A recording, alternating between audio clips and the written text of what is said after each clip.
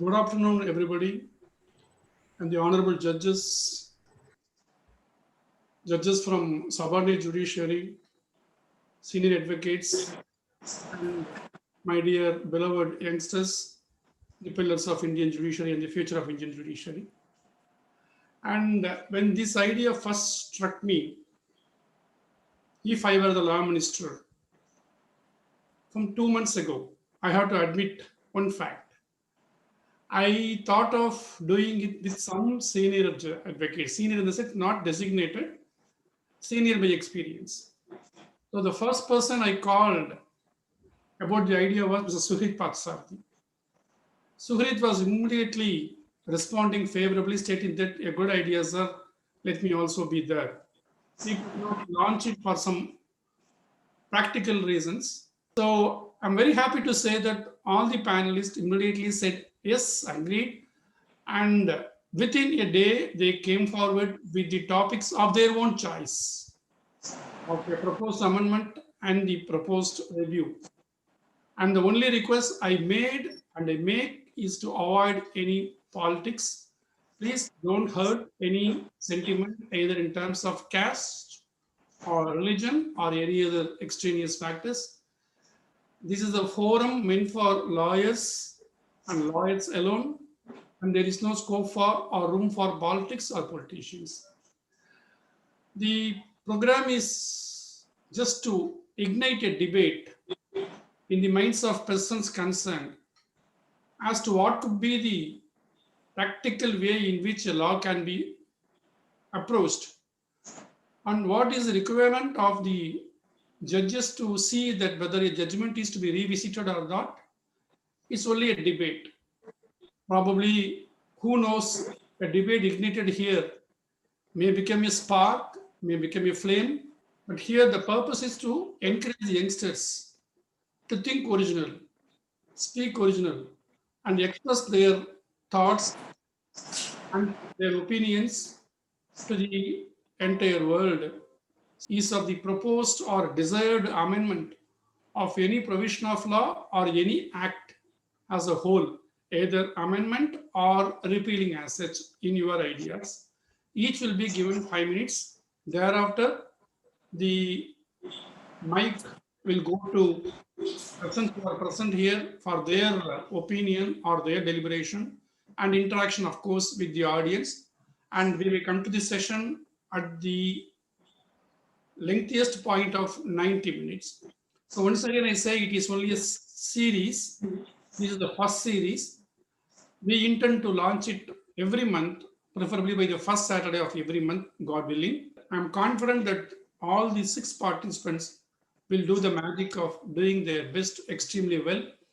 With this warm and welcome address, on behalf of Left Business Series and on behalf of my co-host, Ms. Hemalata, I welcome one and all for the new initiative.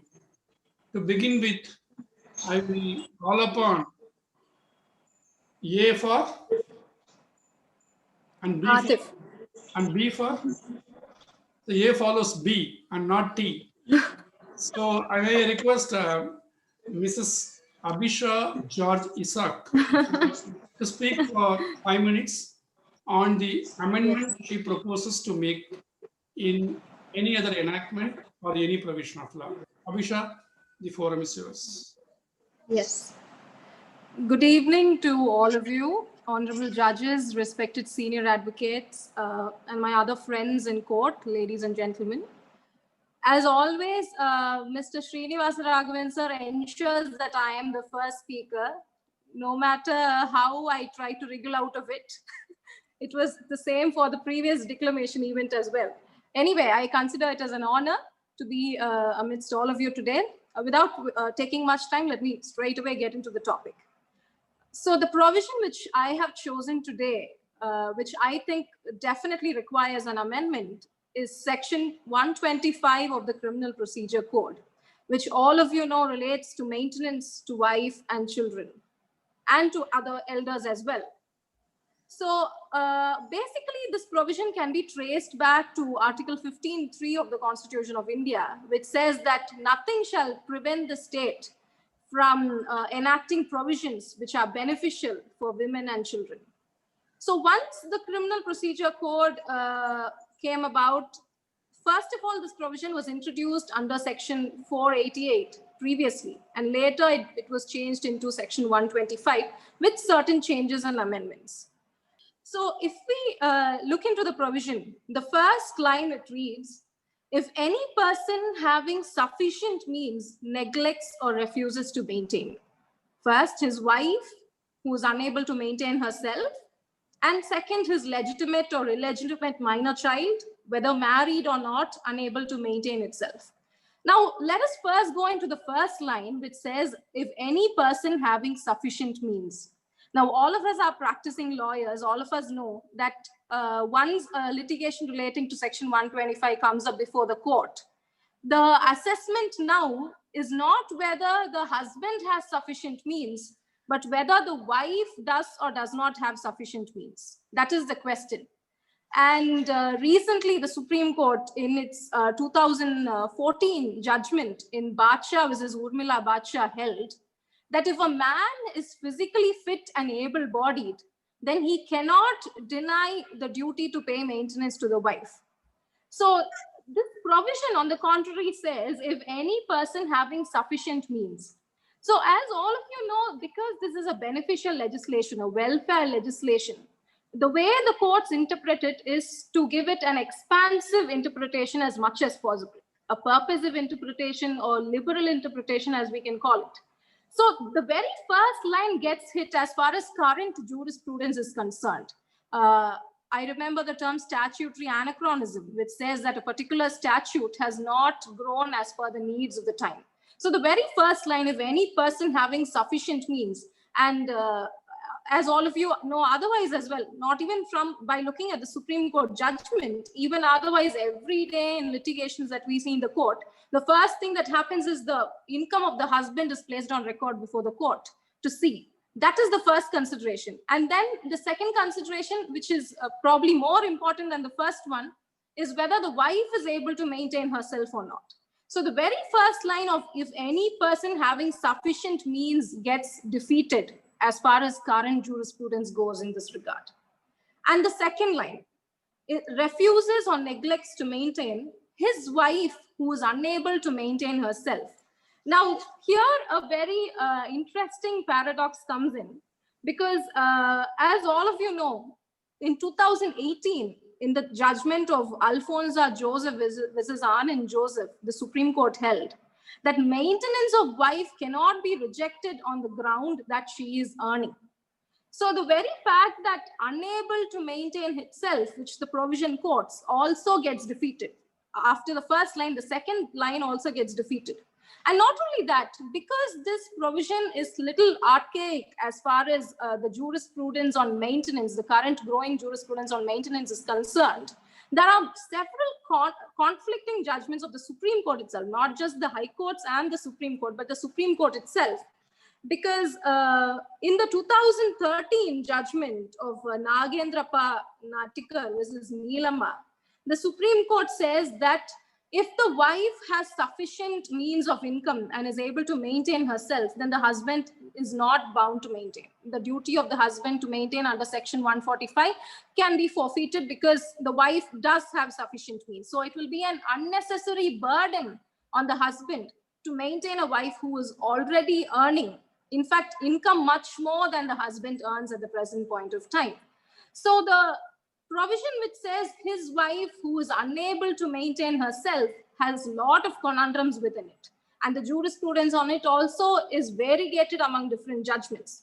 My view on that is it should not be a consideration, because the duty of husband flows from the moral obligation that a husband owes towards a wife. Basically, if we look at this provision, it has an interplay of both law as well as moral obligations. That is why marriage laws are usually interpreted with regard to morals, customs, traditions, and all of those stuff.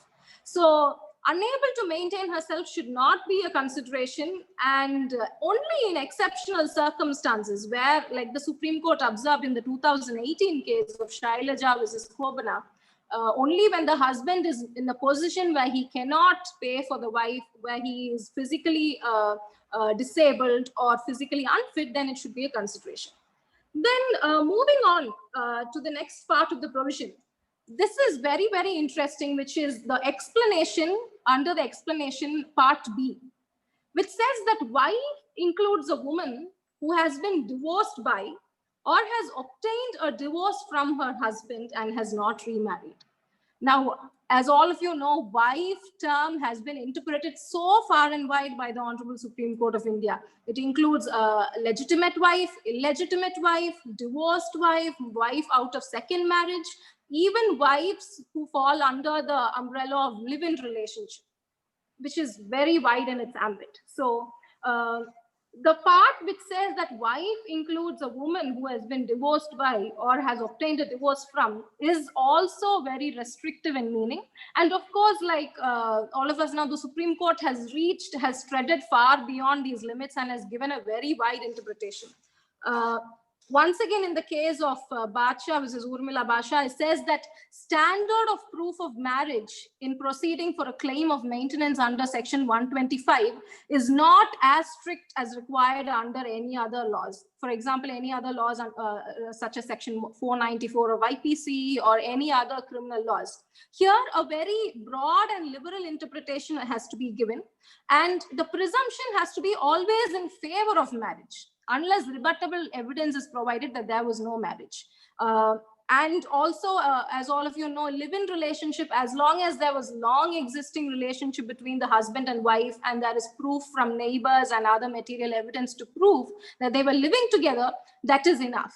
Interestingly, the Supreme Court in the 2011 case of Chanmunia versus Virendra Kumar had held that even if a marriage is null and void, still the wife in that null and void marriage is entitled to maintenance if she was placed in the dark about the first marriage. Now, this has an interesting string of judgments, because in 2005, which is basically the judgment I am attacking, saying that the verdict is wrong, the court held that the provision of Section 125 expressly says that it covers only legally wedded wife, whether divorced or not, but it is only legally wedded wife. As far as children, it says even illegitimate children are entitled to maintenance, but for wife, it expressly says only legally wedded wife. So 2005, this question came before the Supreme Court, and it said we have to follow the provision, and no matter how convincingly the lawyer for the petitioner has pleaded before us, and no matter how unfortunate the situation of the wife of this second wife is, we cannot award maintenance to her because the legislature has very clearly defined it. This was the 2005 judgment. And it is little extraordinary for me because, as all of you know, the Supreme Court has very wide powers to do justice. And when it was able to interpret wife as even wife in a live-in relationship, why not a wife who was out of a second marriage, especially when she was kept in dark about the first marriage? In the particular case, she did not know about the subsistence of the first marriage. Basically, the husband cheated, married her, gave her kids as well. It was very unfortunate that the Supreme Court decided not to grant her maintenance. Subsequently, in 2011, the Supreme Court said that we have to definitely interfere in this, because only in situations where the second wife knows about the subsistence of the first marriage, she is not entitled to maintenance. If she does not know, if it is because of the false promises of the husband, she is definitely entitled to maintenance. So this provision, which is restricting the meaning of wife to divorced wife alone, and not wife, basically illegitimate wife or a mistress or concubine, is very restrictive in its meaning. And finally, the last provision in this regard, the provision relating to adultery under Section 125. So subsection 4 of Section 125 says that no wife shall be entitled to receive an allowance for the maintenance if her husband, if she is living in adultery, or if without any sufficient reason she refuses to live with her husband. So this, let me explain it in simple words. Now, basically, as all of you know, this provision says wife includes divorced wife. Wife includes a divorced woman. So after divorce, a person gets back her sexual autonomy. The wife gets back her sexual autonomy. It is her choice to be in sexual relation with anyone. It is her choice to even be in a relationship with anyone without legally entering into a marriage. So let us posit this scenario. There is a poor woman who is cheated by her husband. The husband commits adultery and divorce happens. So basically, because of the fault of the husband, the divorce happens. After divorce, this poor woman, just in order to fulfill her biological necessity, has sexual relations with another man. As per this section, she cannot claim maintenance because it says that no wife shall be entitled to receive allowance for maintenance if she is living in adultery. So this is basically restricting a woman's sexual autonomy even after divorce if she wants to claim maintenance. So this is also another paradox of section 125. When wife specifically includes divorced wife and another provision expressly says adultery is a prohibition to grant of divorce, then it is a big conundrum. So this also, because of with legislative intervention, this has to be amended as well. Now, to finish off my talk on section 125, because Justice G.R.S. Swaminathan is here with us, right? As I'm able to see from the participants, is it Justice G.R. Swaminathan or Srinivasa Raghavan, sir? Yeah, it must be. Yeah. Yes. There are famous judges present here. Okay. Why? Because 2018, one advocate approached me showing judgment of Justice G.R.S. Swaminathan, where under section 125 CRPC, he granted maintenance to the husband. The husband had claimed maintenance from the wife and he had granted, and the advocate was appearing for the wife. He was extremely distressed. He came and approached me. I was saying, wonderful, this is the way the legislation has to go, because the provision as such, obviously there is gender discrimination in it, and that is why in 2019 section 125 was challenged as unconstitutional before the Supreme Court by a Jet Airways employee. He was sacked from his work because of the particular issues in Jet Airways, and his wife, who was a major in several subjects and a college professor, asked for maintenance from him and the court awarded. So he challenged the constitutionality of section 125, saying, why is the interpretation always in favor of the wife when she is in a better level? Why can't husband claim maintenance from wife? That was the challenge, and the case is still pending, of course. Notice was ordered. So I feel Madras High Court Justice G.R.S. Swaminathan has already taken a view in that regard, and as far as I know, appeal is pending, but I've been unable to lay hands on the judgment because of the short notice of this webinar. So the four main reasons why this provision has to be amended is having sufficient means should be more elaborate. It should be described what exactly it is. Unable to maintain herself, that should not be a consideration. And wife has to be given a very expansive meaning. And the concept of adultery should be removed from this section for the ultimate benefit of women and children. Yes. So. Thank you, Abhishek. In the cricket team, we have Rohit Sharma, we have Dhoni, we have Jadeja. So the captain has got absolute discretion to know who has to be, what is called, to be letting first to bat. So when Rohit Sharma is available, there is no order for the captain to decide Rohit Sharma to bat first, right? Thank you, sir. Thank you for the initial spark, and it came out very well. And the reasoning you adduced for the amendment are very much pertinent, relevant, and makes sense. I'm very happy that you made a beautiful beginning. So let me now move to the next participant. Till the time, Abhishek, thanking you, and you will unmute yourself first time. Thank you, sir. Thank you. And may I request Abhinav Pathasarathi to unmute himself?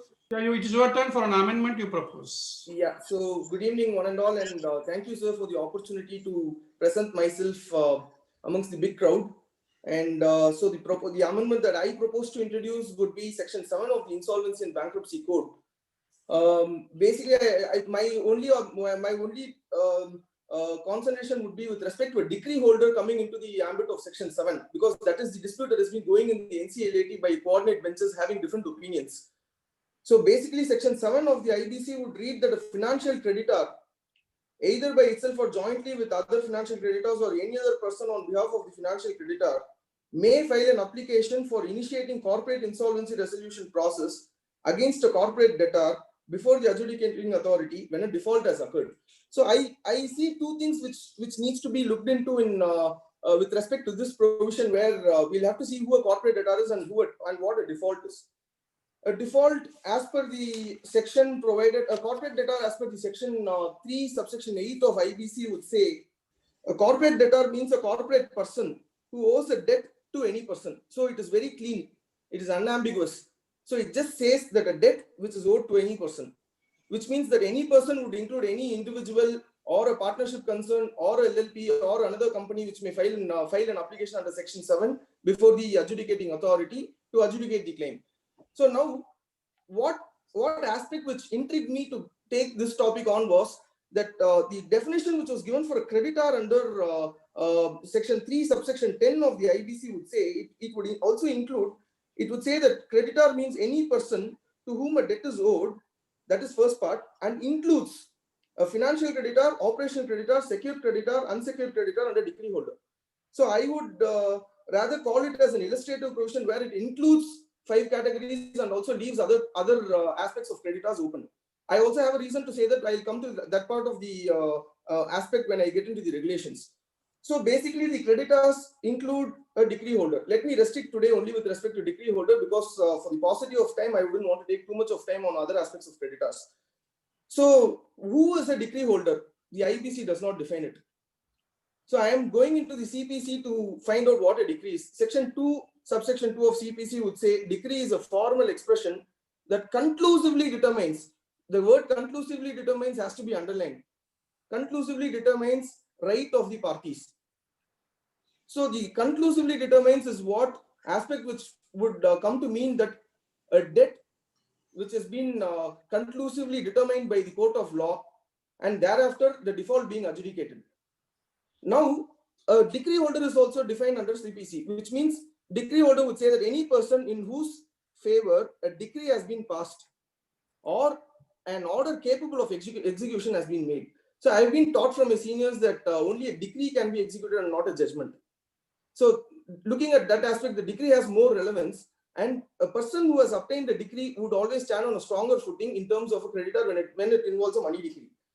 Now the whole aspect had come into picture when section 7 applications were filed by people obtaining decrees from various civil courts or arbitration awards or RERA decrees. Basically, a RERA order is can be executed as a decree as per the T and RERA regulations and rules.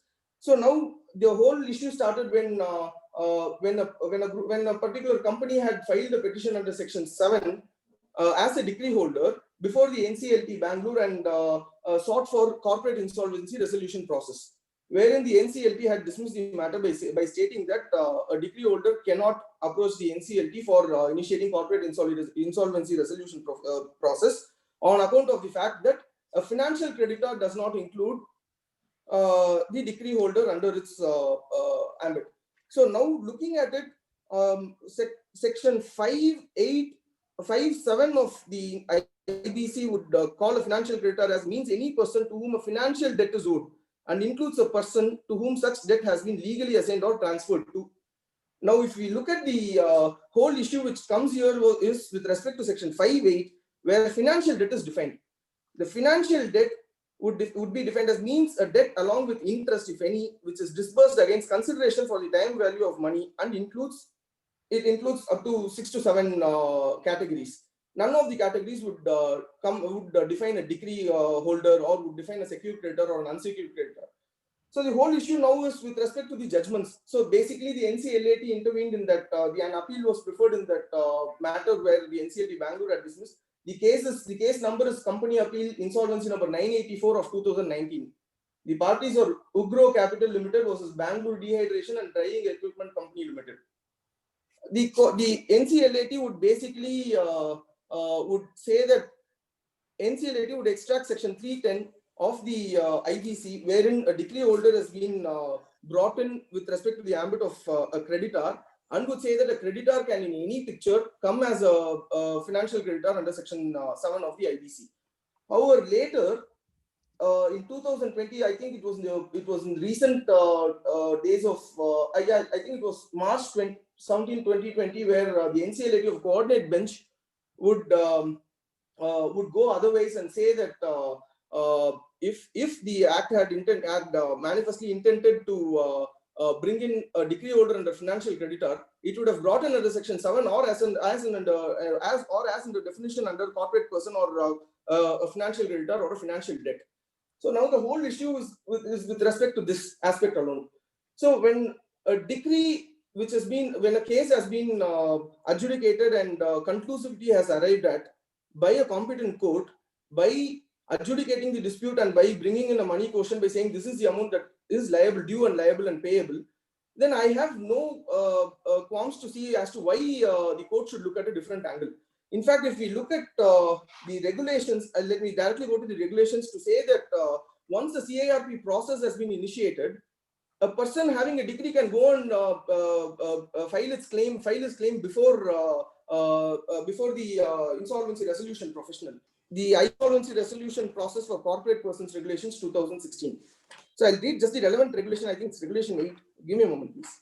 So regulation 8 is claims by financial creditors. So basically the short title and commencement of this regulation is with respect to these regulations shall apply to corporate insolvency resolution process, which is regulation 1, sub-regulation 3, which is alone relevant here. Regulation 8 is claims by financial creditors. A person claiming to be a financial creditor other than a financial creditor belonging to a class of creditors shall submit claim with proof to the interim resolution professional in electronic form in Form C of the schedule. Straight away, let me go to sub-regulation 2 and sub-regulation 2, where it would say that the existence of debt due to the financial creditor may be proved on the basis of, let me come to 4, an order of a court or tribunal that has adjudicated upon the non-payment of a debt, if any. Which is where the whole trick comes into play, where the regulation says that a person having an order of a court or a tribunal where the adjudication has already happened for non-payment of debt can come and file as a financial creditor before the corporate resolution professional his claim. Then why not he file a petition under section 7 of the act, so 7 of the code. So this is the whole area with which I was actually concerned about with respect to the conflicting judgments of the NCLAT benches. And unfortunately, the second judgment which came recently, which is Sushil Nansal versus Ashok Tripathi and others, company appeal number 452 of 2020, I am informed that the matter which was supposed to be taken up to the Supreme Court got settled out of court. So we do not have particularly any form or method to test the law before the Honorable Supreme Court, which is the highest court of the land. And rather, all these cases where a decree holder comes into play are getting stayed, or it's not moving, it's adjourned sine die, and the tribunals are kind of having a contradictory view with respect to these judgments. There are also other single bench judgments of, there are also other NCLT judgments of Calcutta and other places where a decree holder is permitted to file a Section 7 application. So I kind of feel it is imperative that Section 7 is amended to the effect that all the aspects of a creditor is brought into picture.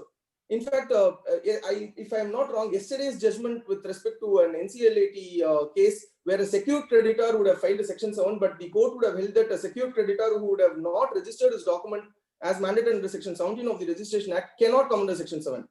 I'll see if I can share this judgment in the common forum.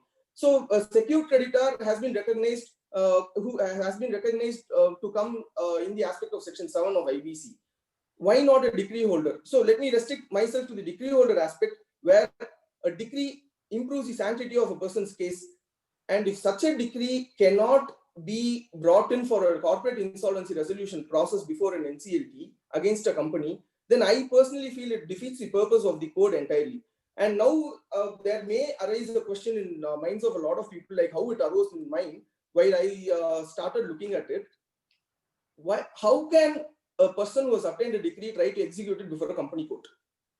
Logically right, but essentially we do not approach NCLT for execution. We approach it for insolvency resolution process. It's a resolution process to ensure that my claim is satisfied. And because we all know how the Companies Act and the winding up provisions had taken us to a long tour where many people have still not gotten their monies. So basically, with respect to an adjudicated claim, I personally feel that the code will have to be amended to the extent that a decree holder is brought into picture. With respect to any Supreme Court judgments that I would want to rely, there is unfortunately none. because of the matters getting settled left, right, and center. Hence, I request Mr. Raghavan sir to kindly write an article about it. Thank you for your time. Interesting, Abhinav. In fact, the two things I'm very happy. Yeah. The way in which you have put forth things straight hit on the nail. And secondly, that son of the soil from Madurai and Bombay as seasoned civil lawyer has taken the shape of a beautiful corporate lawyer touching with the IBC. Something very interesting, and I'm very happy about that. So I appreciate your efforts. Think that the things will move in the right direction. One day your dreams will come true. Hopefully, sir, because IBC being a very recent enactment, and there are a lot of changes going on with respect to IBC, but I have one condemnation with respect to this, and that would be that the Act is being amended and revisited again by if I'm not wrong, it is through chartered accountants. And I think that's where the problem starts. That's good. Thank you, sir. Thank you for your time. Thank you. Mr. Karthik Subramaniam, you can unmute yourself. You can start on deliberation on the proposed amendment. Thank you. Thank you very much for giving me this opportunity. I am aware of the eminent set of speakers who have used this forum, who've been given an opportunity on this forum, including judges, senior counsel, etc. So this is an opportunity for the listener to be a speaker. And I must wholeheartedly thank Mr. Srinivas Raghavan, sir, for giving me this opportunity. It's very easy to start projects, but very difficult to sustain them. I'm told this is the 80th in a series of such webinars. It's a tremendous effort, and the entire bar is the better for all of this. So I think the most fundamental change that must take place with regards to working on the laws in this country is a change that will directly benefit the application of laws, the application of judgments across the board, across jurisdictions.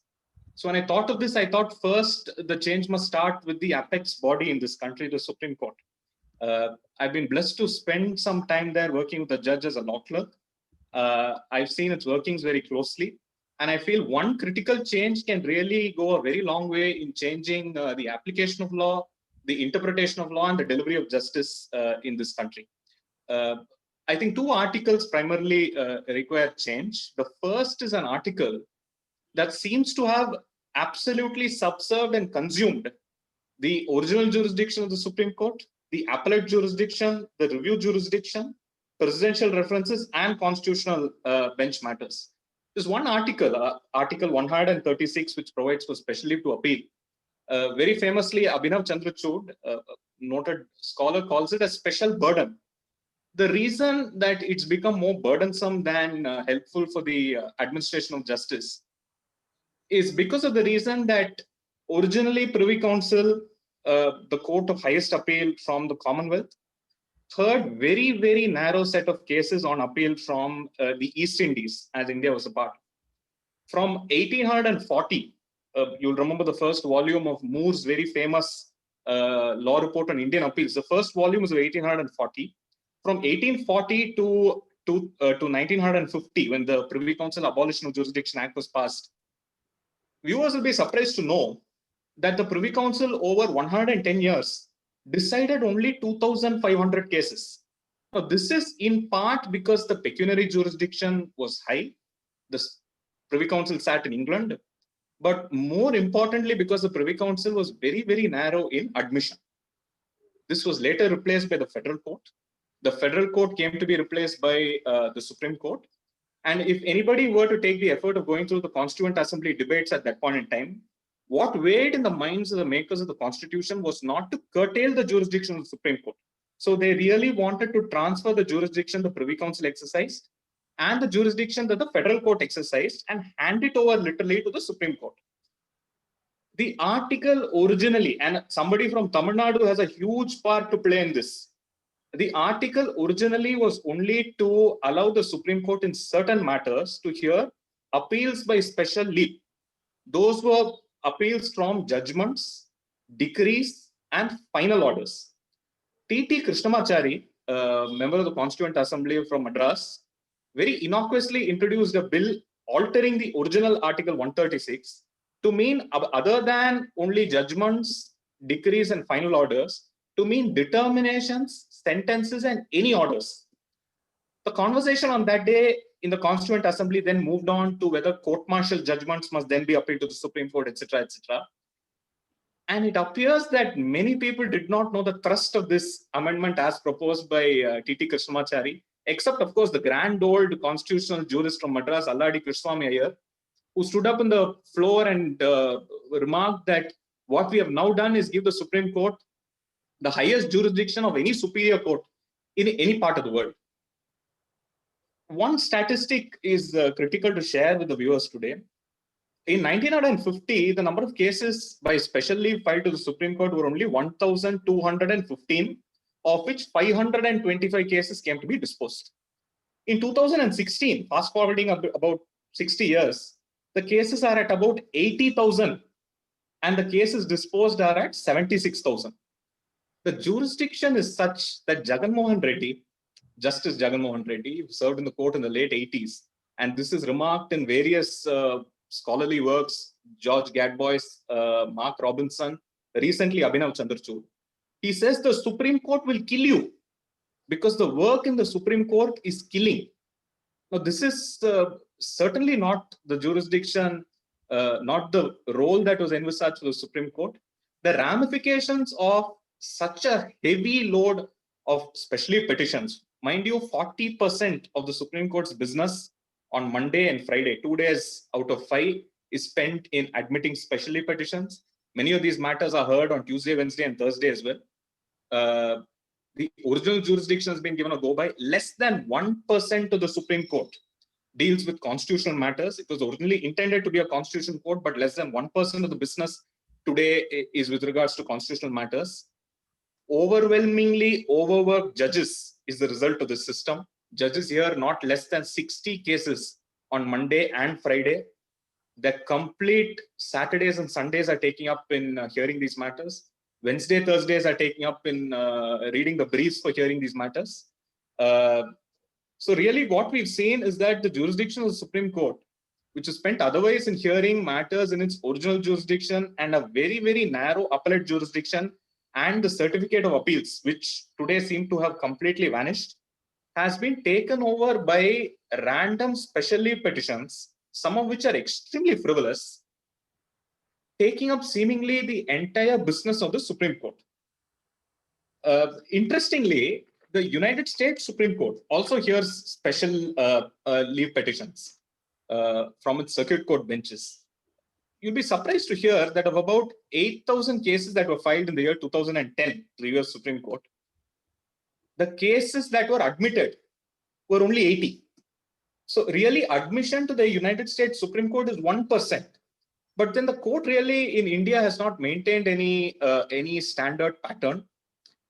During, very interesting to read that during Gajendra Gadkar's time, he heard about 280 special petitions on labor matters, and he admitted out of 280, 253 matters. So different judges have had different philosophies.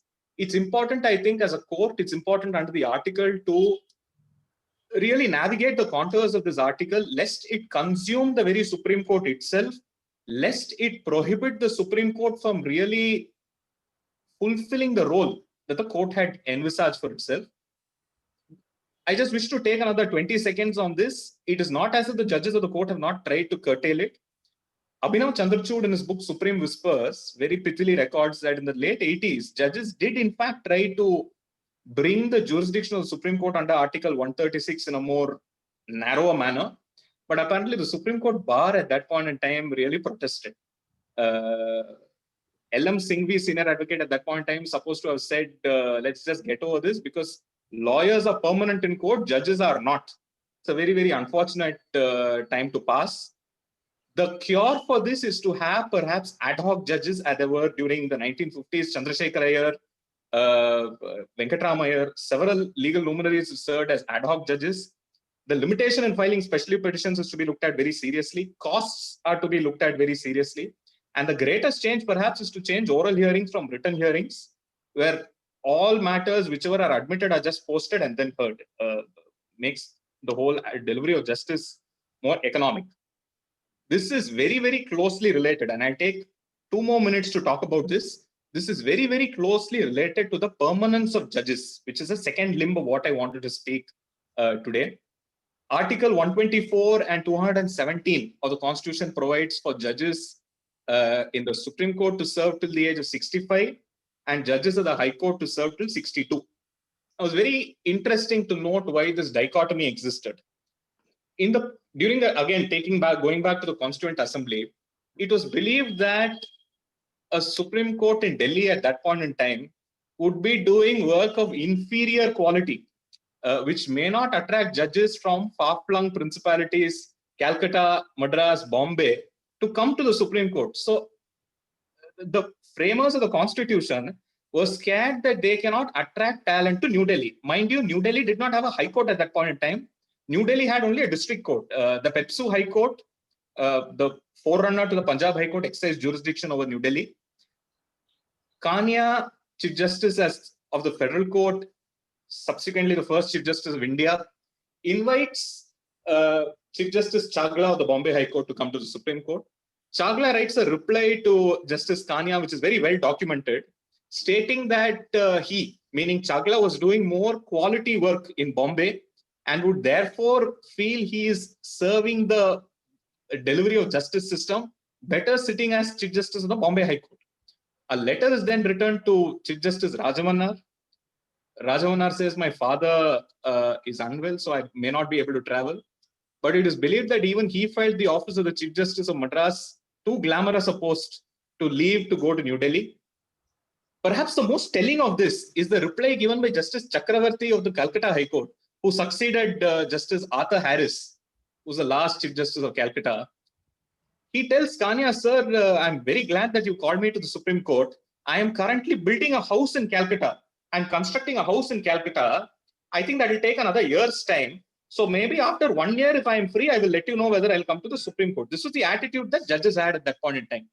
So it was felt that staying at the High Court is a demotion. Let them be there till 62.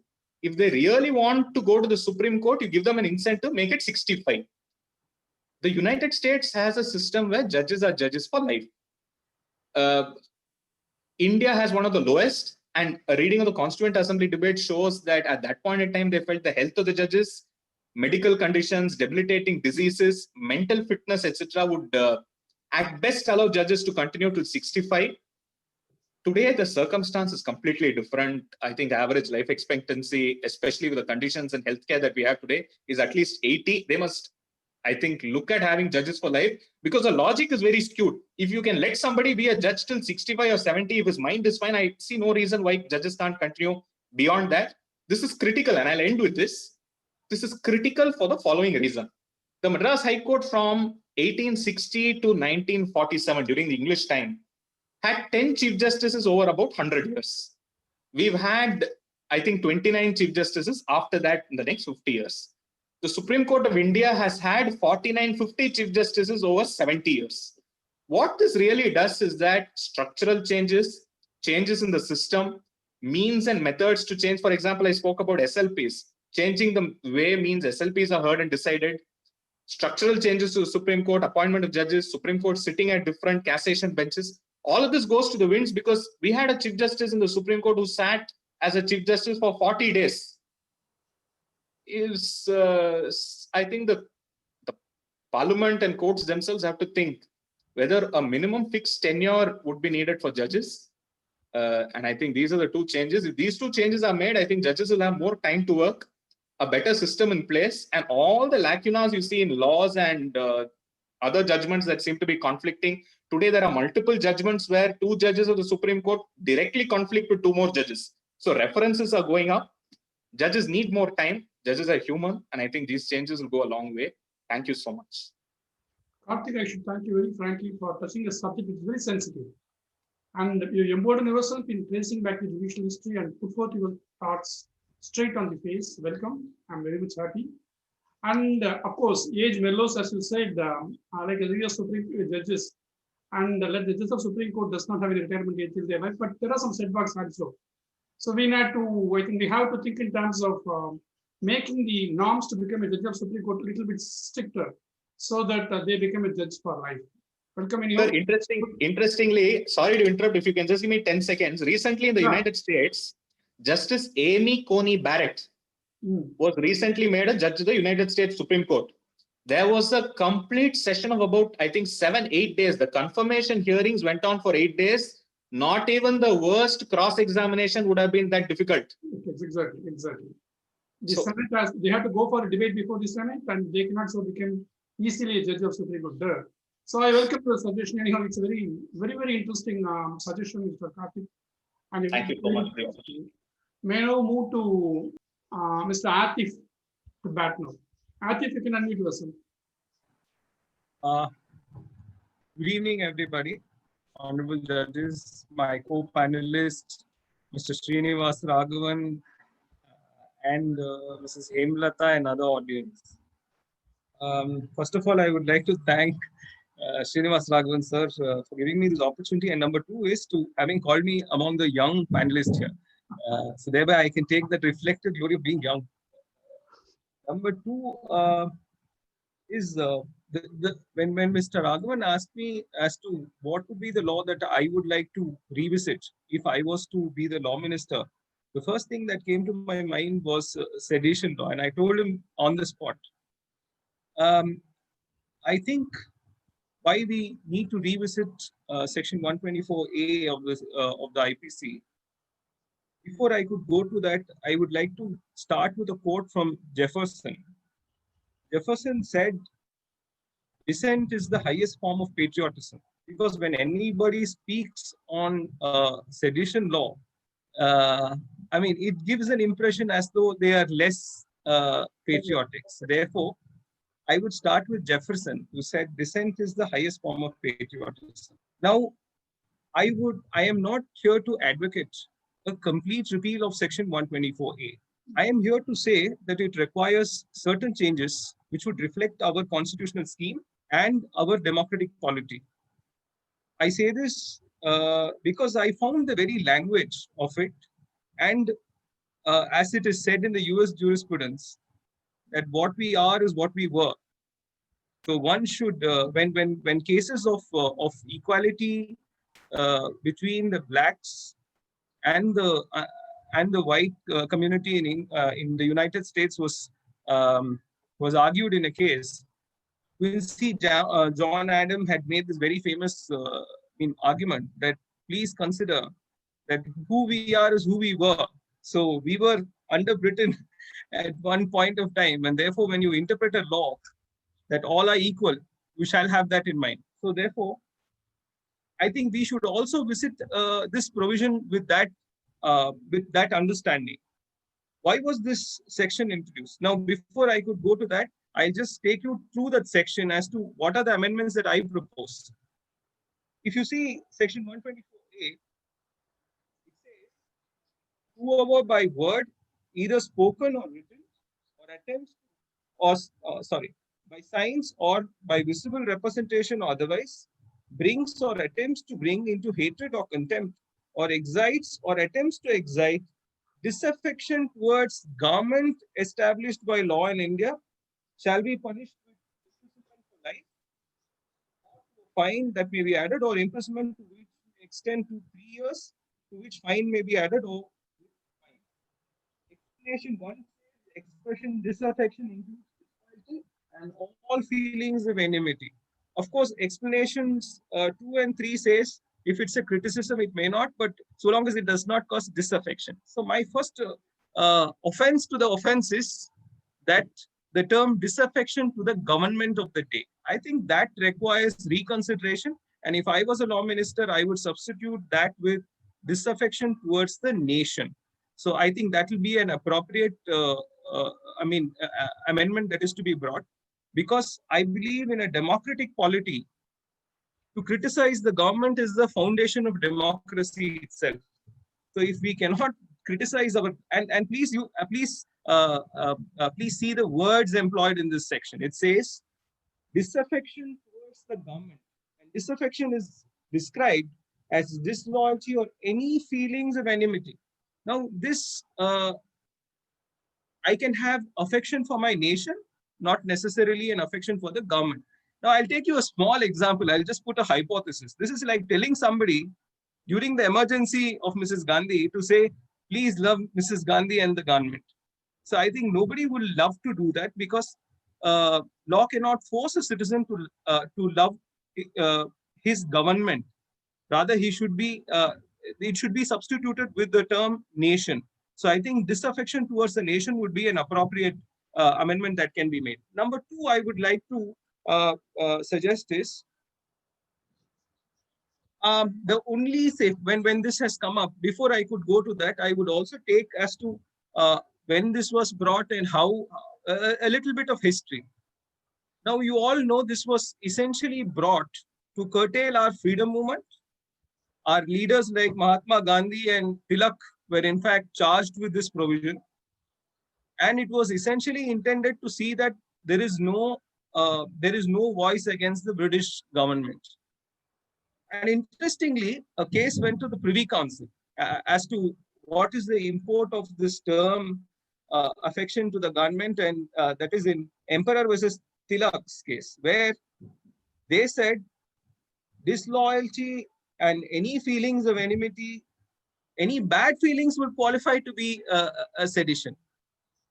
And later, our federal court gave a judgment where it took almost a view similar to that of later in Kedarnath, where they said, well, merely stating something or criticizing would not be sedition, but however, if it is going to incite violence, yes. But however, even in that judgment, they said anything that undermines the respect for the government would also qualify to be sedition. And so this, when this has happened, we had when we became independent, our Constituent Assembly had also devoted a small amount of attention to this, where the freedom of expression was discussed. Sedition was sought to be made as one of the grounds on which it could be curtailed, and which was specifically rejected by the Constituent Assembly. But still, this legislation continued, and because of the inclusion of the term public order, it is still surviving. And in Kedarnath's case, Supreme Court said the view as similar what was held in the federal court, and said mere criticism of the government or showing disaffection to the government would not be sufficient. It should be accompanied by an attempt or tendency to cause breach of peace. Now, having said this, my second amendment that I would propose is this. Today, the only safeguard that lies between a government of the day and the citizen from being charged with this offense is the judgment of the Supreme Court.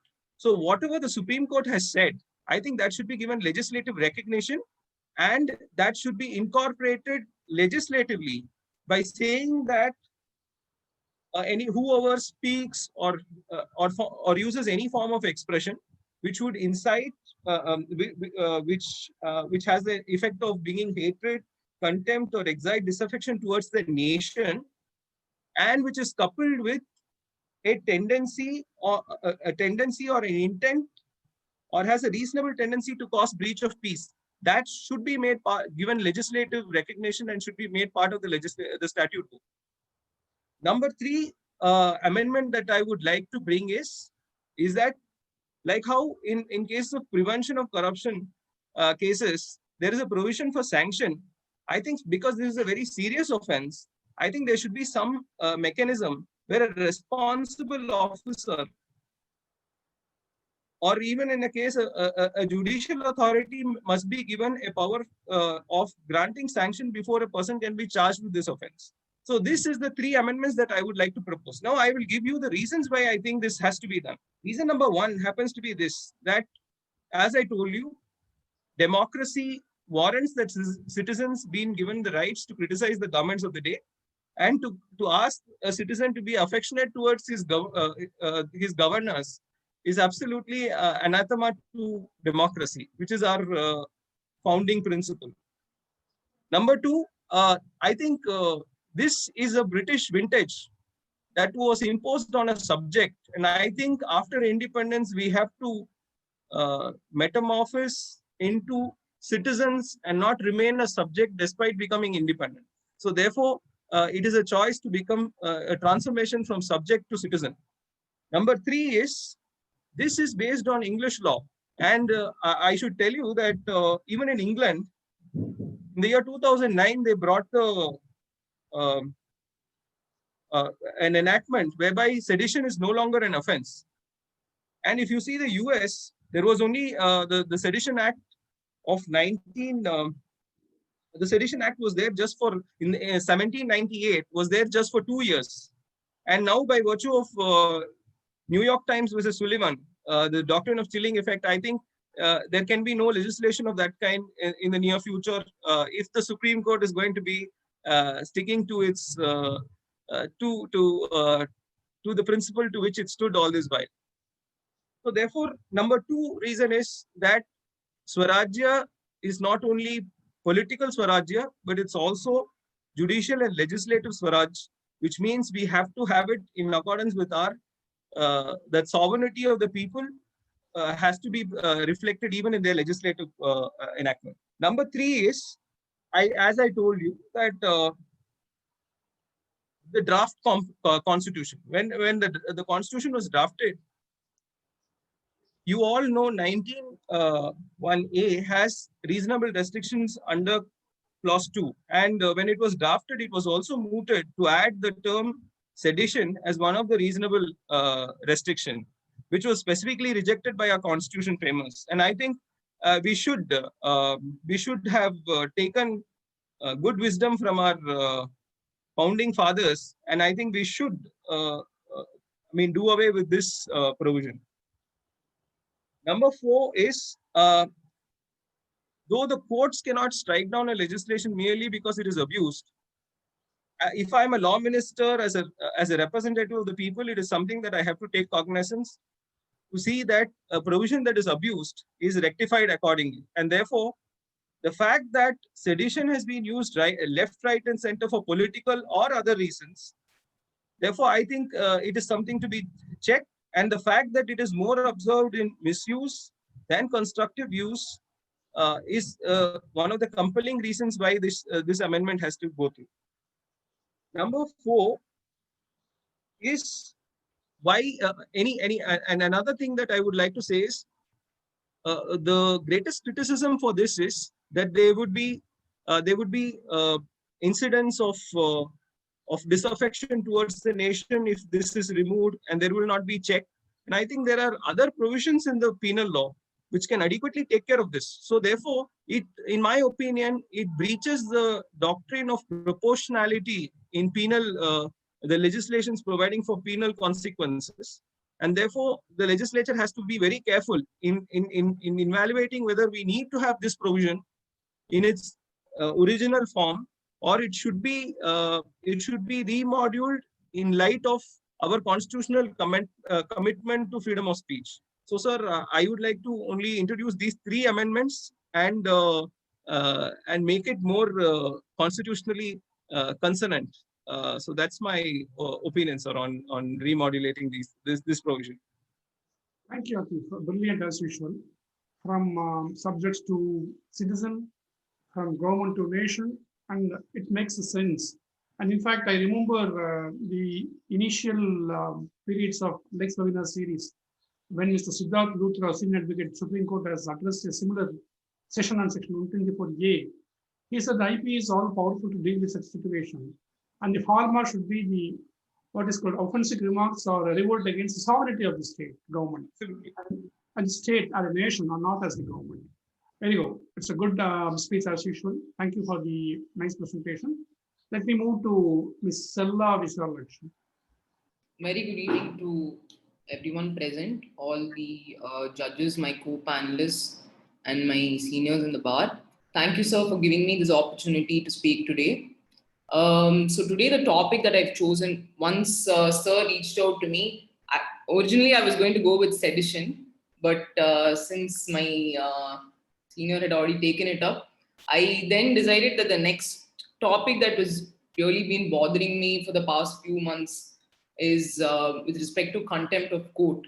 Now, you all will know what really triggered this. It's the recent Prashant Bhushan case, where the Supreme Court had initiated suo motu criminal proceedings, contempt proceedings against Mr. Prashant Bhushan for 2 of his tweets published on Twitter. Now, I will actually be touching upon the Act in general, and particularly the provision which speaks about scandalizing the court, that is under criminal contempt. Now, as we all know, the Contempt Act is the act of contempt itself is several centuries old. In fact, it's a concept of English law, and it has been an archaic and monarchical law, in fact. Now, in England, it was first implemented by the kings themselves when they were in fact giving out judgments, and subsequently it was also in force when the judges were exercising the powers of their powers. Now, with respect to India, we have had contempt law since the pre-independence era, and subsequently we had an act in 1926 and then an act in 1952. And finally, it was all codified into one act, which is the Contempt of Court Act in 1971. This apart, the Constitution also gives the foundation for contempt of court, that is in Article 129 and 215, which says that the power to punish for which gives the Supreme Court and the High Court the power to punish for contempt of itself. And this apart, we also know that Article 19.2 also imposes a specific limitation on freedom of speech with respect to contempt. Now, going into the Act itself, that is Section 2. Now, Section 2 sets out the definition of civil contempt and criminal contempt. Now, with respect to civil contempt, it only pertains to willful disobedience of court.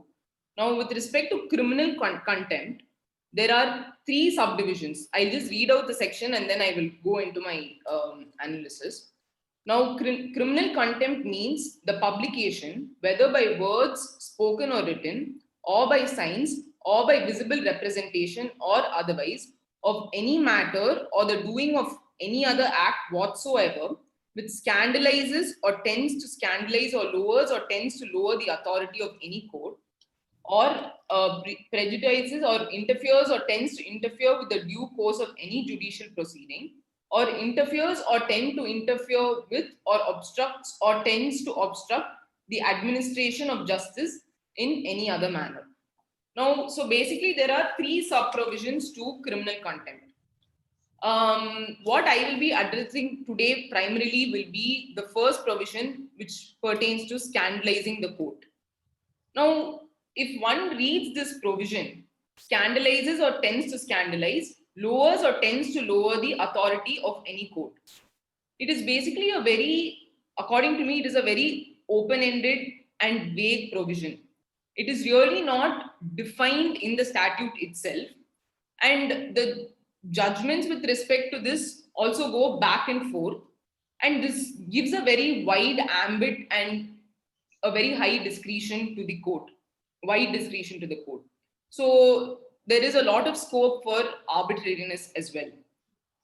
Now, in the recent past, with the development of the press and the media and social media, this particular act and this particular term, that is scandalizing the court, has been often used by courts to charge someone of criminal contempt. I certainly feel that there must be some reform or amendment to this particular term, that is scandalizing the court. I will also talk, for instance, in the UK and in the US and in other jurisdictions, the law of contempt itself has become obsolete. Whereas in India, we are still sticking to this Contempt Act, and there this particular term, that is scandalizing the court. In fact, in the UK is similar. The UK Act is similar to the Indian law. In fact, we have adopted the UK Act here. That is the Contempt of Court Act 1981 is the UK Act. But there they have done away with the term scandalizing the court because they felt that it was obsolete and uncalled for. Similarly, in Canada as well, the only test for contempt of court is whether there is a real and immediate danger to the administration. And again, the US courts have also restricted themselves with respect to contempt proceedings, and they initiate contempt only when there is a clear and imminent danger to the court. Now, similarly, in India, I strongly feel that we must do away with this particular provision, the subclause which says scandalizes or tends to scandalize the court, because it is extremely vague and it is really giving a wide ambit to the court. Now, what must be done is it must be amended, and the definition of what is scandalizing the court, that must definitely be included under the provision. There must be a clear definition of scandalizing the court or lowering the authority of court. Now, this apart, we must also look into whether for a proceeding to be contempt, for a act to be contempt of court, we must look into two aspects. One is mens rea and actus reus. That is whether the act is committed and whether the person who is committed it has a guilty state of mind or he has an intention to commit the same.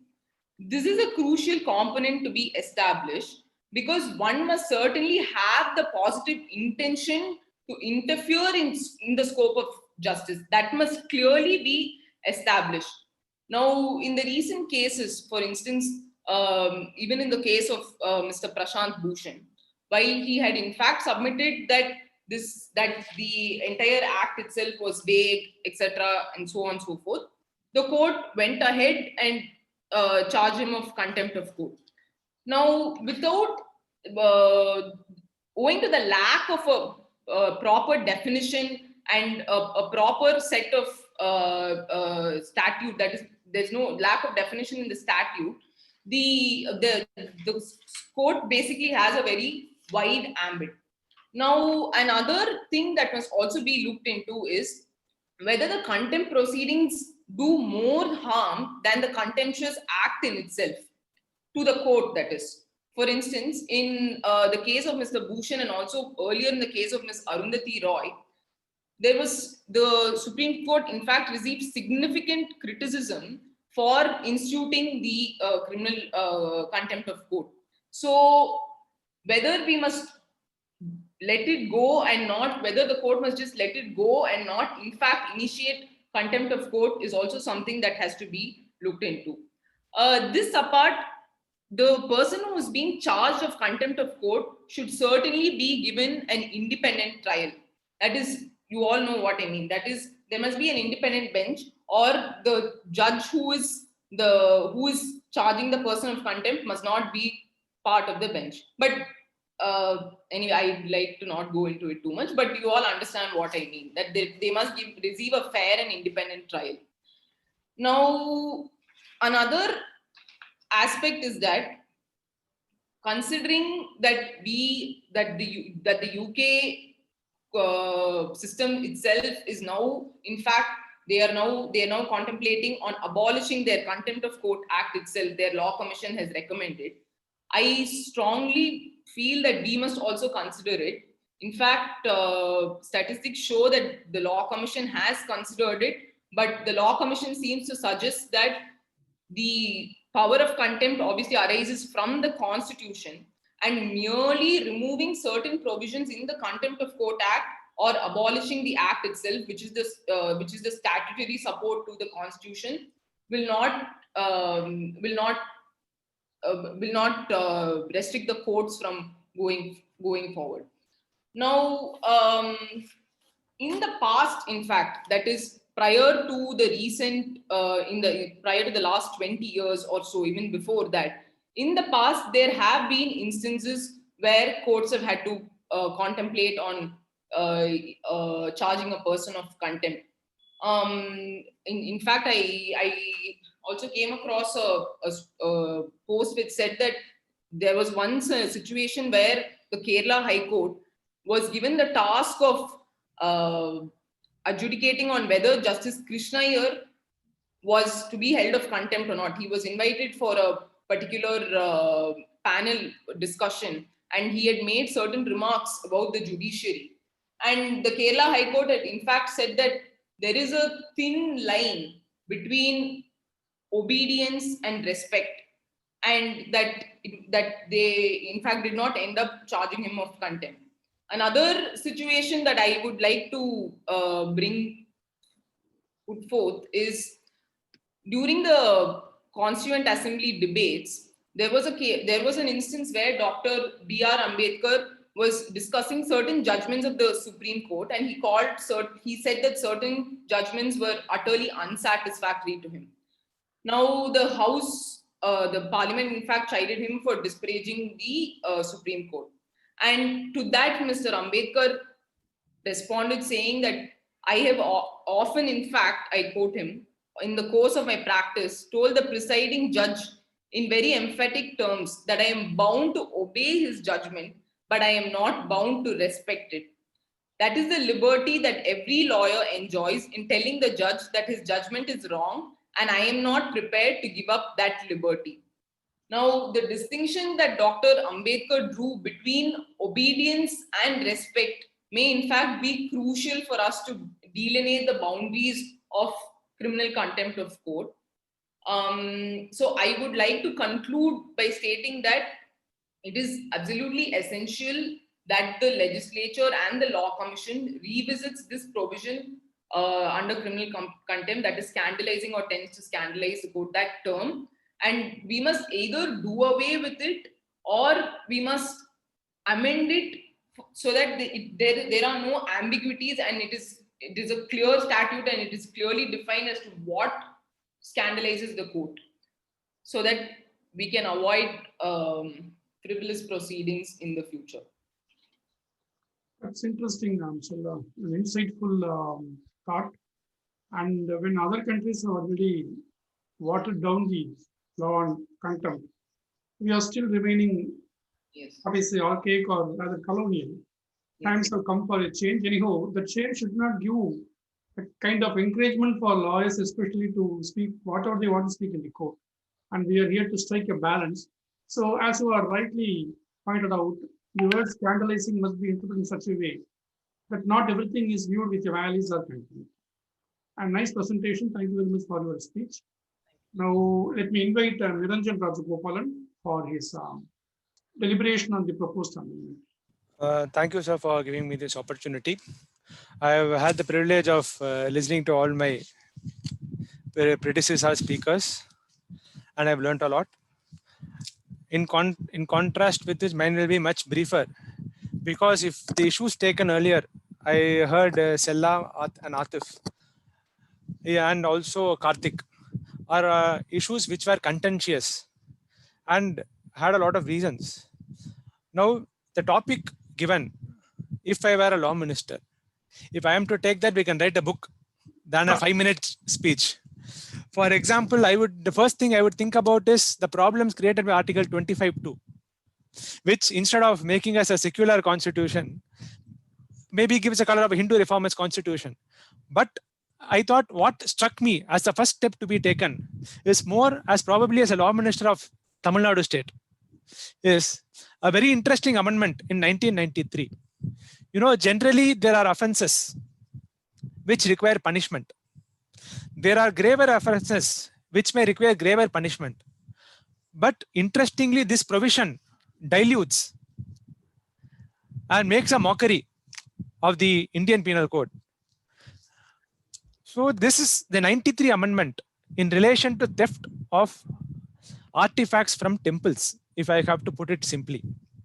Now, the original provisions, which is a theft in a dwelling house, which is section 380. If we have to take the other applicable provision is section 411 and 454, gives a punishment which extends from 7 years with fine. Generally, in cases like theft, we can perceive these punishment as reasonably severe to act as a deterrent. Now, this 1993 amendment amends section 380 for theft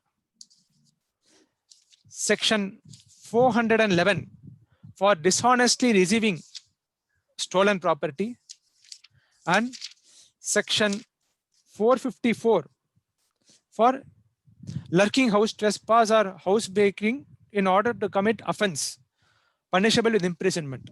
So the original provision was treated as subsection 1 as per the Tamil Nadu amendment, and a subsection 2 is inserted. I will just read 380 subsection 2, which is inserted by Tamil Nadu amendment.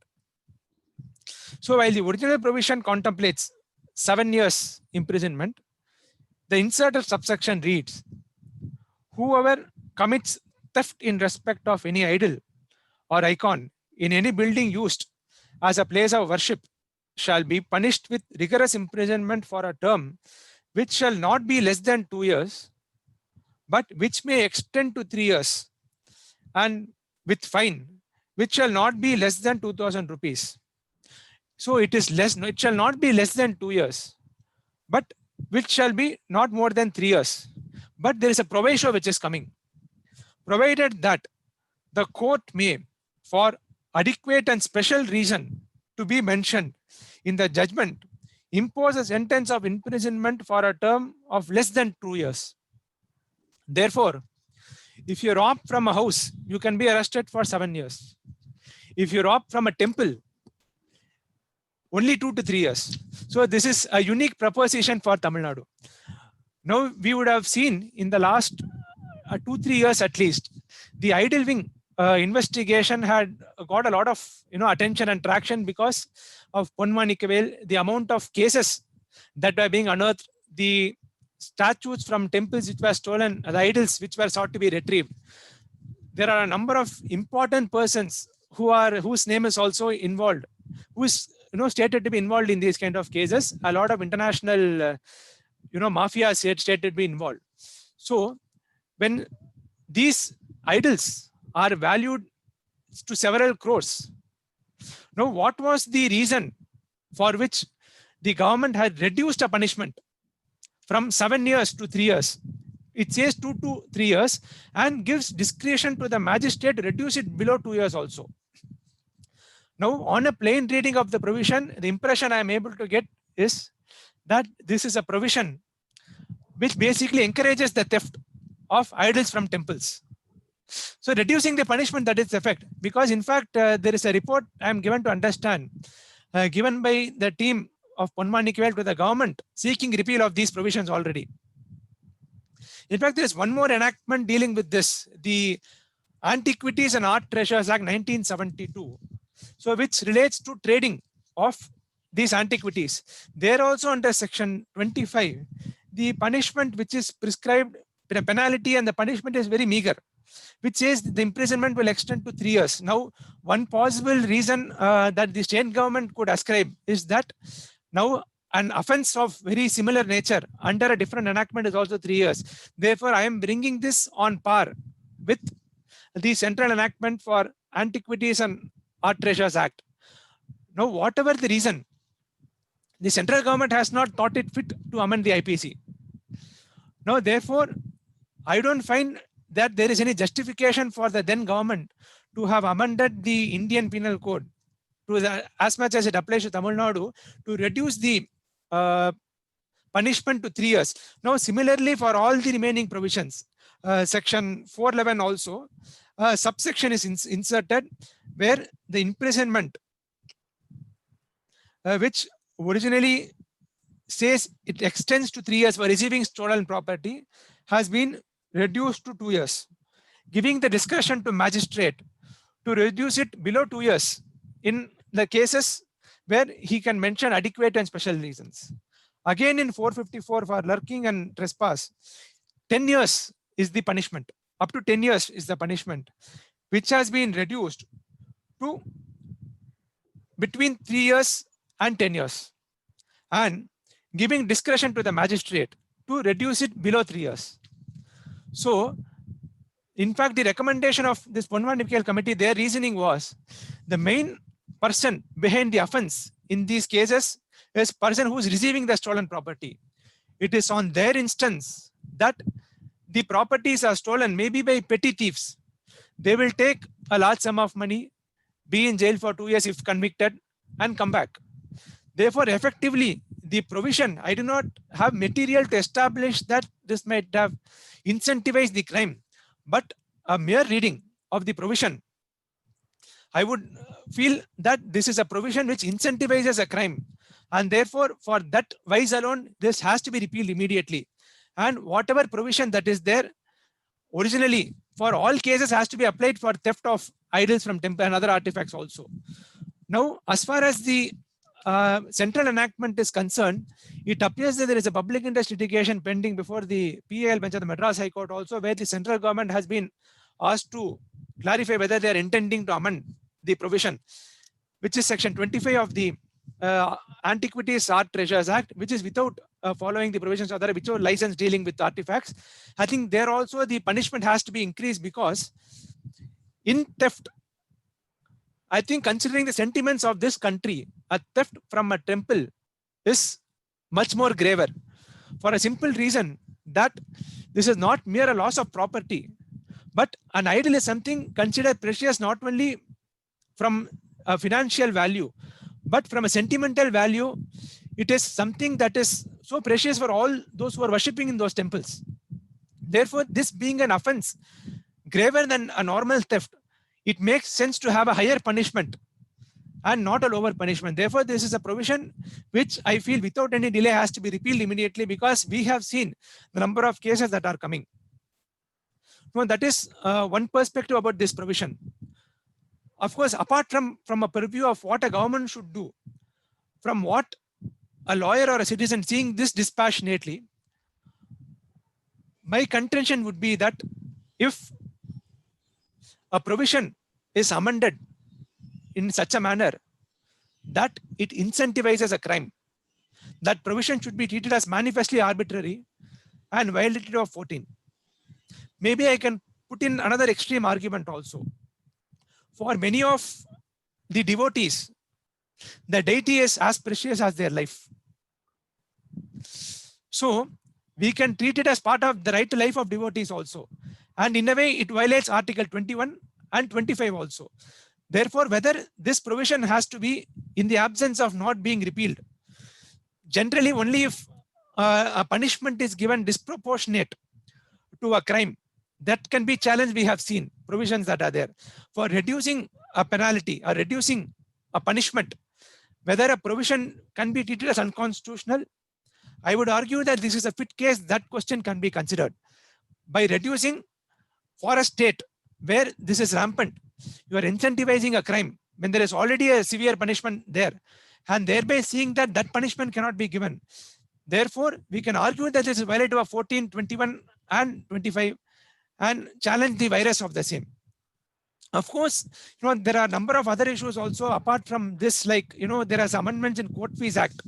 For example, section 7, takes away the original method of computing through 30 times the KIST, the value, etc., which has impact. And also section 25 and 30, there is court fee.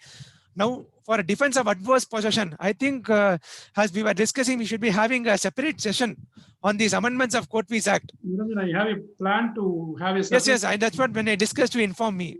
So I thought we should have a detailed session on that also. That is, I think, one amendment, especially with respect to court procedures. I think amendments should be a regular, because each generation, for example, Commercial Courts Act came, there are a number of troubles experienced. I think every 5 years, the law minister has to examine how the procedural laws are functioning. And we have to have a systematic method to check whether something is working or not. And that is maybe one suggestion I have as a part of this amendment discussion. We should have for court procedures as a regular system to see whether something is working or not. And it should not be once in 50 years exercise. Thank you, sir. Excellent, Niranjan. I think, as Atif said, that when somebody speaks about sedition, he is viewed as an unpatriotic. And it is not that you are viewed as a pro-Hindu thought in your ideas, because an idol for a Hindu is not a statue or idol. It is the God himself, because we have Uchavamurti and Moolavamurti. So nobody is going to view this as any pro-ism ideas. And the theft of idol is something, a serious offense, which cannot be so easily taken. And the government should not be soft on those people who involved in the offense, either operating outside the country or doing it in the as a petty offense. So your ideas are very insightful, and hope that it will just reach the ears of the person concerned in the right way, in the right perspective. But the time is flying like a flash, and may now request as a matter of encouragement to the participants and the panelists. May now request this is Anand Venkatesh to interact and share a few words with the participants. Sir, you are welcome, sir. Thank you, Raghavan. Thank you. Good evening to all. The one word which I love to say is it was wow. It was really wow. Thank you, sir. So it was. I felt so elated that the amount of thought process that is going on among the future of this judiciary is fabulous. I'm so impressed. In fact, I was telling Mr. Srinivas Raghavan that I'm speaking too much on a daily basis. So at least today, let me keep silence. And but Srinivas Raghavan will not leave me like that. So it was brilliant. Atif, Niranjan, Karthik Subramanian, Abhisha George, Abhinav Parthasarathi, Sheila Visalakshi, all of you really opened up in a great way. And what I liked the most was the confidence with which you delivered it. You were so thorough with what you were saying. It was not an examination preparation. You prepared something and came and said something. You were really committed to what you said. So therefore, I was able to really see that in your eyes when you were delivering it. So true, because as Niranjan was saying, finally, every enactment in whatever field it is, at the time when it is enacted by taking into consideration a particular scenario which prevails at that point of time. And by change in time, it may become obsolete, it may become absurd, it may require a modification. That is something for which there is no proper, there is no proper framework to deal with it. There is no proper framework at all to deal with it, because Supreme Court has gone to the extent of saying that an enactment which we uphold at a particular point of time, when it comes to challenge at a subsequent period of time, when we find that there is a change in circumstance, in spite of the fact that we had upheld it at an earlier point of time, cannot be a ground for us to now say we have already upheld it, therefore we cannot interfere with it now. So that's the scope and ambit of how we have to see each and every enactment. So it was in fact, as Raghavan was saying, it was flying. I never realized that it was 6:30 till my wife said like this, because already I am before the screen for most of the time across the week, and so today she expected me to spend some time, and then again I am here in front of the screen. So therefore, it's a balance between the private life and the judicial. But anyway, this is something which I didn't want to miss at all. Didn't want to miss at all for two reasons. One is the new things which you learn with interactions like this, and number two is that it gives a lot of confidence that judiciary will be in the safe hands of people like you. That's a great thing, great feeling for me, and so it was great. And I want these panelists to continue with this discussion on the review that they would want on judgments. I think that's a separate topic by itself. Please also save any review that has to be done to some orders which have all passed also. I don't mind it. So therefore, that's the spirit with which we'll have to sit here. We have to change our views. We have to be ready to take criticisms. And when my young friend Selvi Visalakshi was talking about contempt, yes, courts must have a broad shoulder to take it. Courts must have a broad shoulder to take it. We cannot take everything so sensitively unless it is really bringing down administration of justice. Till then, we'll have to keep sort of tolerating it, or sort of, if there is something positive coming out of it, to take it. So we should not be wielding it as a sword for everything that is being said against the court. I'm totally with you when you say that. And I always believe that the judiciary has a broader shoulder to sustain all these things, to bear all these things. And as you rightly say, that scandalous on a court is something for which you can give any meaning, anybody, because it all depends upon your sensitiveness.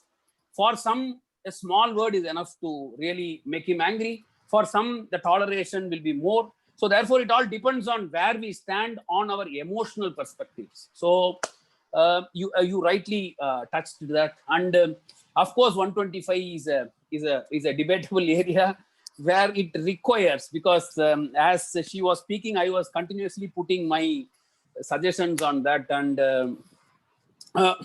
in fact, the word used under 125 is any person. So that's where this whether a husband has to get the maintenance or not is again something which has to be deliberated. But so it was wonderful. It was great. It was a great experience for me. And thank you so much for enlightening me. Thank you so much for making me learn certain new ideas, new things from you. Thank you so much. Thank you. Thank you very much, sir. Your presence made all the difference, and your words make a difference in the minds of people. Thank you very much. May I now humbly request Justice P.N. Prakash to offer his comments to the young brains here, sir. Anand Venkatesh has articulated excellently well. I have nothing more to add. Only thing that I can retire peacefully. Beyond that, nothing. Anand Venkatesh, that's enough. I have nothing more to say. I was really wondering. Now I can retire very peacefully with all these people at the helm of affairs. Only one thing I would like to really say. See, there is so much of the talk about these judgments and the law, the gap between the law and the judicial verdict. Can we not think of a mechanism by which mechanism where the Supreme Court could have a direct interaction with the MPs and MLAs? I mean, if a law is to be tested, see, for example, the 65B of the Evidence Act is such a debate. I felt that we could have called that man who drafted the thing, made him ask, what is it? What was the intention of drafting like this? What is your illustration you put? I mean, lot of things we could do that instead of each one sitting in an ivory tower and trying to think. You know, all this leads to so much of uncertainty that courts are losing their relevance because more and more uncertainty is there in judge-made laws. We are losing our relevance. That is my fear. My fear is that we should not lose our relevance. We should be relevant. That relevance can be possible only not by ascertaining our might. Not by ascertaining our might. As a girl said, not ascertaining the knowledge. And there are certain countries where, you know, the parliamentarians and the judges sit across, discuss the thing. What is wrong? I really do not know. Give it up. Wish you all the best. What is wrong if the judges are going to have an interaction with the lawmakers? Lawmakers, yes. For example, that somebody said about the recent ladies thing, appointment to the Supreme Court of USA. So fantastic to watch that confirmation. I used to think that a little bit of interview, supposing you're going to appoint a car driver for your house. The first thing you do is give him the keys, ask him to reverse it and see how he parks. If you're going to appoint a cook to your house, the first thing is that if you're South Indian, ask you to make idli. If you're North Indian, make chapati. That's all. But High Court, the judges are getting appointed without even an interview. That is really, I'm feeling very, very worried that if we are subjected to some little bits of interview, quite a lot of our where we stand will be known to the public and to the thing. That is also not there. To the highest constitutional post, we are coming without an interview. So it's time that we open up ourselves to interaction with the legislators. There's no point in saying the legislators are part of the constitution. See, we can't have a thing to look at them with a suspicion, saying that we are the guardians of the constitution, they are the breakers. Nothing like that.